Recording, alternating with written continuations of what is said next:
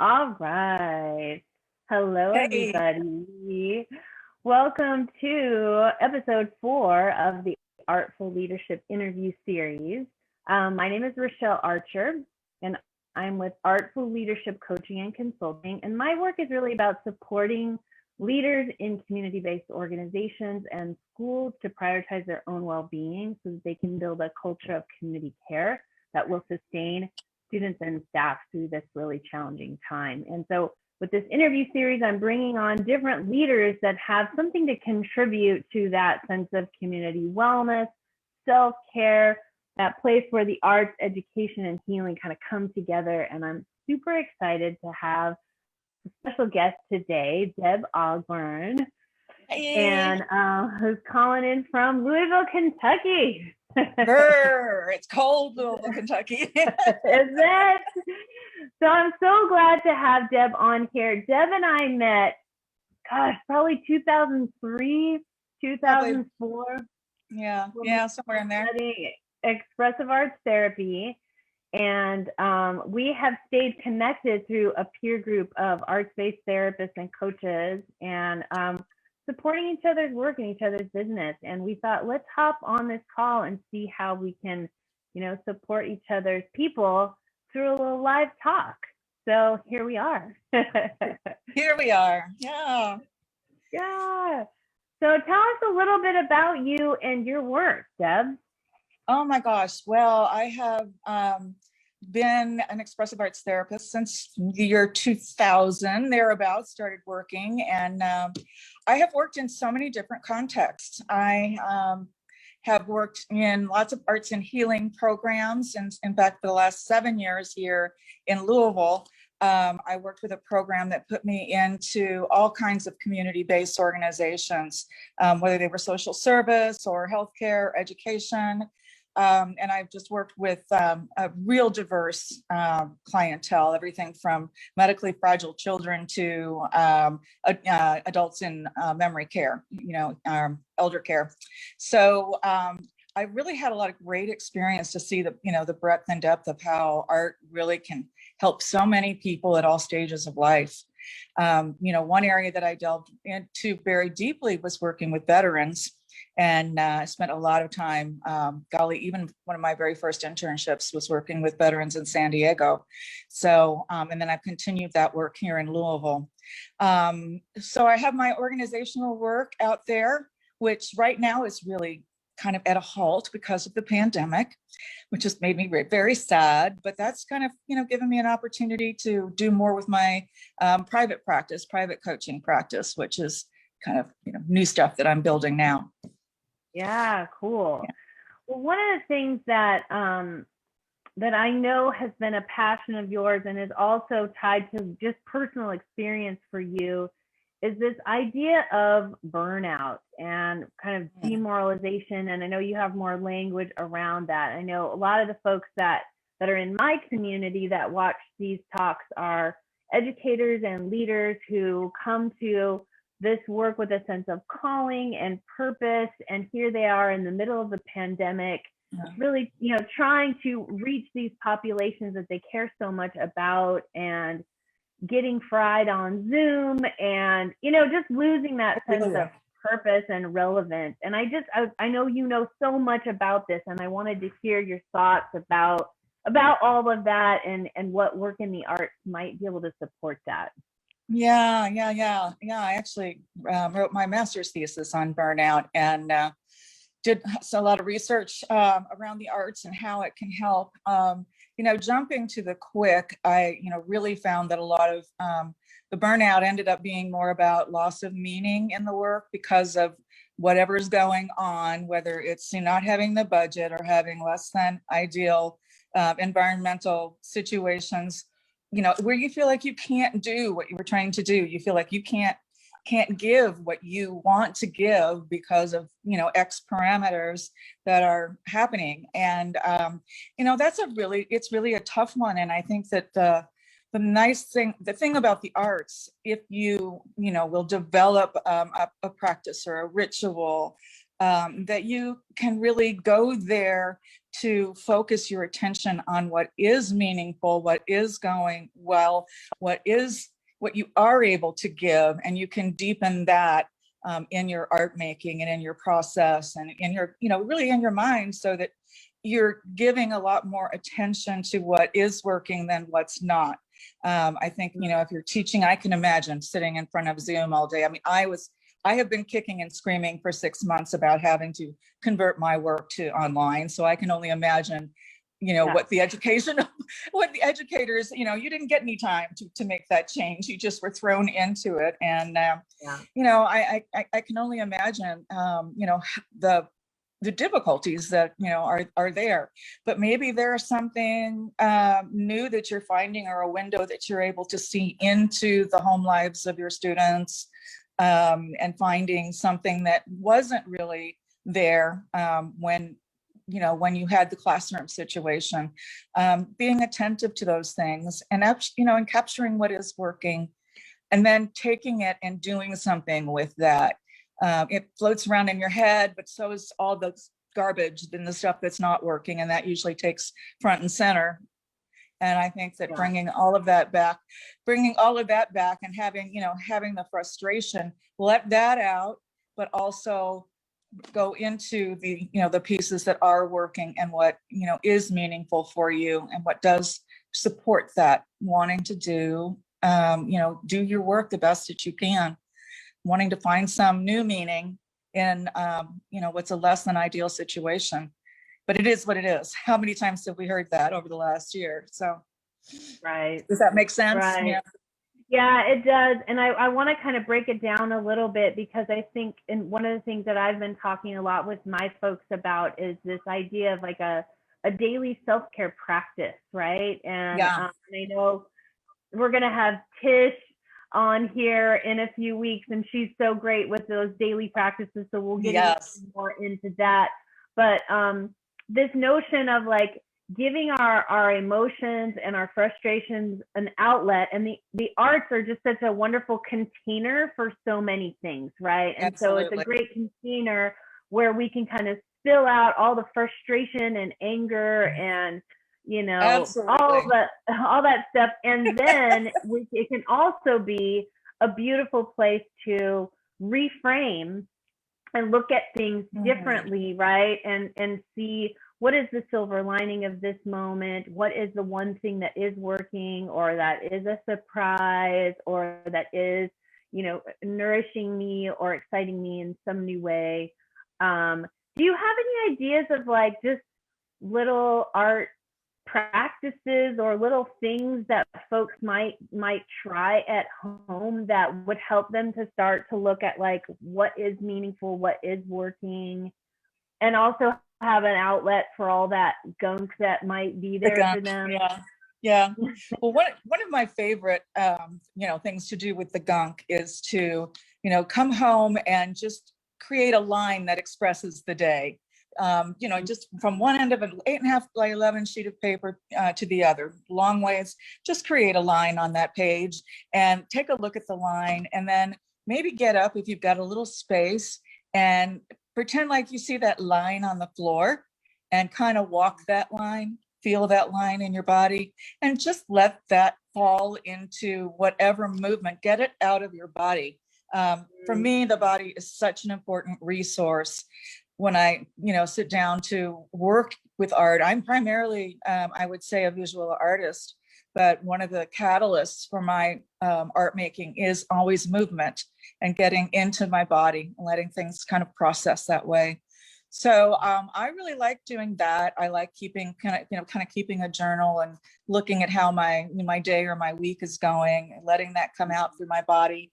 And maybe an image will come of, oftentimes it might be an animal kind of image that the movement inspires, but moving through that and kind of playing with that. Okay, this was the day of the tiger, or this was the day of the, of the ape. I don't know, whatever. This was the day of the, big muddy hole in the ground, whatever that is. Yeah. So just kind of playing with that, having a little physical activity with it, and then sometimes just taking that page and drawing it out, or letting the lines inspire other images, and then writing about it, doing some journaling about it. I mean, that's tried and true, going back and just spilling it out on the page, telling your stories. Those stories are they need to live somewhere besides, captured inside of us. That's our connection, is our stories. So the stories are important to tell and to document. Yeah. Yeah. And I love the simplicity of what you're sharing, because I think a lot of times when people think of an art practice or how the arts can help, they think they have to make some big fancy art piece. Right.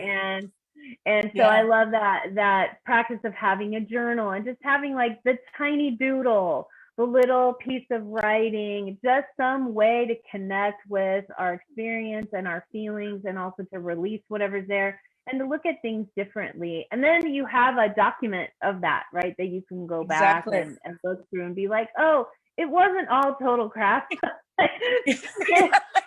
There was some good in that, Yeah, or at the very least, I made something really fun out of today. Right, I made something beautiful with the crap, but it looks all right here. Yeah, and I found some ways. I've never done that before. Maybe I could do art. Yeah, it's exactly. it is just to free yourself to play creatively with it. I mean, when I'm angry, I hold my pencil a different way than I do normally. I mean, if I'm really feeling angry, I'm doing this with my with my crayon or my pencil, as opposed to holding it delicately like I'm gonna be scribing. I mean, they're just ways of really using your body and the tools to get some of that negative energy out.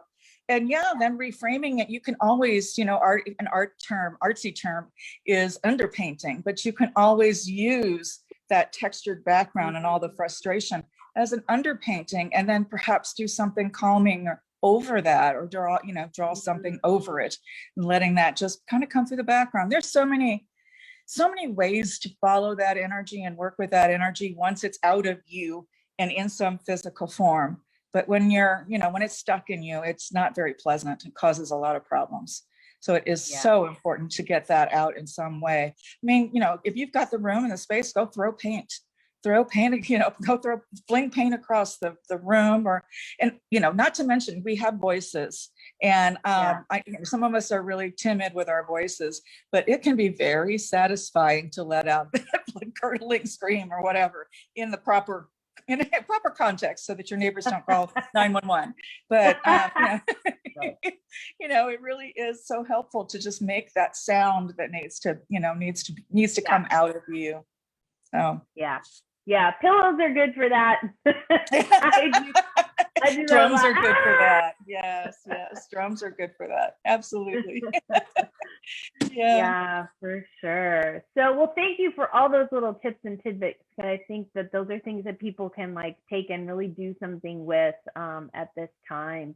So I know that you're in the process of kind of fine tuning what you're doing with your coaching business, and one of the things we do a lot in my talks is identify thought leaders or authors that are exciting to us. And I know there's somebody who's really inspiring you right now, and you're creating a whole body of work around it. And I was wondering if you could talk a little bit about that. Yeah. I love working with women and around women's issues, and I have just I totally admire Brene Brown and her work, and gosh, I've just been amazed at all the groups, Facebook groups I've popped into and asked, are any Brene Brown fans here? And I get response by the thousands in these groups. So many people are attuned to her and reading her, and I'm just really excited to put some expressive arts facilitation to her topics, the topics that she discusses, like shame and vulnerability and perfectionism and self-compassion. There's just so much there that's really juicy stuff to work with in the arts. So that's what I'm doing right now, is building some programming and gathering my tribe together. I have a new Facebook group called Dancing Lotus, and So we're going to be doing some fun things there, practicing some little exercises here and there. And eventually, I'll be launching my Brene Brown program. So I'm really excited to work with that. It's going to be a lot of fun, I think. Yeah, well, and in the context of what we've already been talking about, I feel like those things of shame and vulnerability and self-compassion and all that stuff is so important. And I think when I think about the educators that I'm talking to who are so hard on themselves during this time, and they want to get everything right, and they have a way that they've done things in the past, and now they're just having to do everything different, and it's very vulnerable.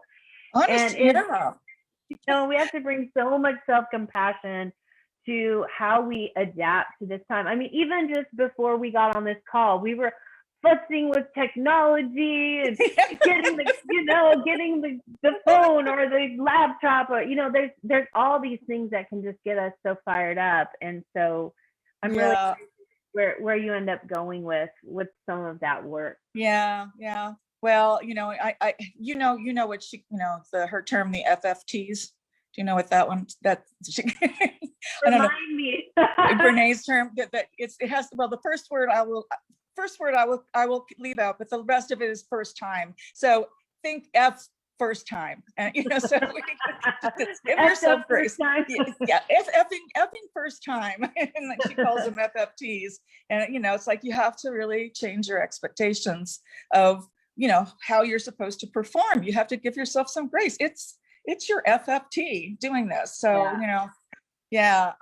she's on top of that, and there's so much. It's a lot easier to read and to laugh than it is to be there doing it. Hopefully, I'm trying to create some experiential exercises, if you will, some little things that will help get people used to really putting these different ideas and thoughts into practice. So yeah. I teaching right now, I just give our teachers so much credit. I'm just like, you guys just have so much on your plate. I can't even imagine, and if you've got kids at home too, this is a hard, challenging time. So I think that, just showing up, you should get gold stars. Right? Yeah. So let's see. I've been kind of doing this fun little thing where I'm asking people just like quick little questions, and just things that you don't have to think too much about. But I'm curious, like, what is your go-to when it comes to like that self-care or pick me up? Like, what's the first thing that you do when you're feeling really like all that overwhelm and frazzle? What's the first thing that you reach for in that time? You know what? Nature, going outside, walking, it's just, and, right now, sometimes it's really foreboding to go out walking around here. So, it becomes, really challenging to do that. But, music, putting on some soothing music and going out in nature, and, just, I'm always so, I really try to go out and look deeply at my surroundings, and I always see something new, and it just gives me an opportunity to see that the natural world has the same kind of struggles as we do. We're all interconnected.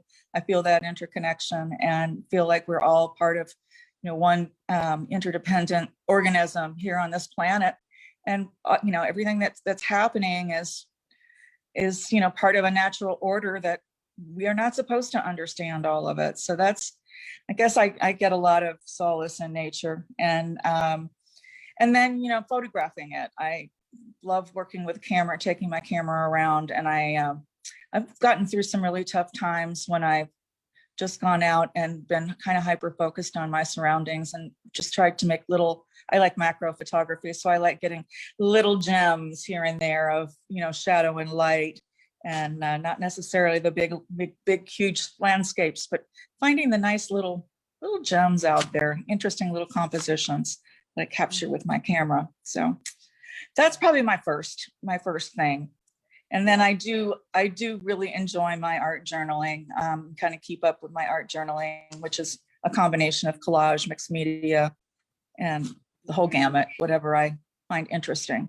And my photos that I take when I'm out there on my walks. Yeah. Awesome. Well, those are already some great things that I think people can really resonate with. I'm also curious, like, who is someone in your community that you would like to shout out who's doing great work that inspires you right now? Oh my goodness. Well, you mentioned Tish, and she's somebody I think is really amazing. Also, I have another woman that I'd like to shout out, and her name is Kristen Hughes.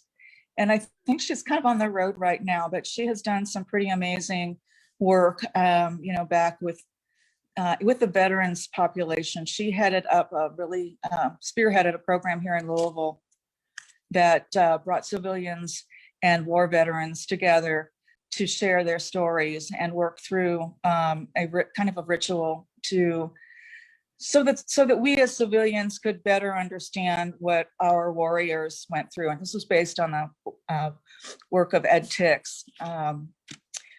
It's just really was a beautiful process, and we have a really loving community here now where we have gone through several, ritual meetings, workshops, if you will, with 2 different formats, but have a really nice little tight-knit community for veterans and civilians to work together to now welcome home other young veterans that are coming back.